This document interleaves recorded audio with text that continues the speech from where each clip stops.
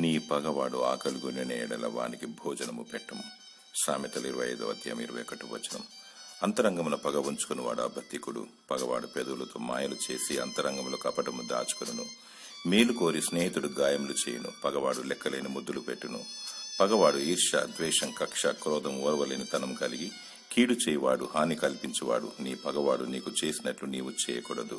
నీవు మాత్రం ప్రేమించాలి, క్షమించాలి, అతని కొరకు ప్రార్థించాలి, మరియు నీ శత్రువును దీవించాలి. నీవు ప్రతీకారం తీసుకొనకూడదు. ప్రభువైన యేసుక్రీస్తు దొంగను క్షమించాడు. ఎంతటి వాడినైనా సరే మనం కూడా క్షమించాలి, హృదయపూర్వకంగా దీవించాలి.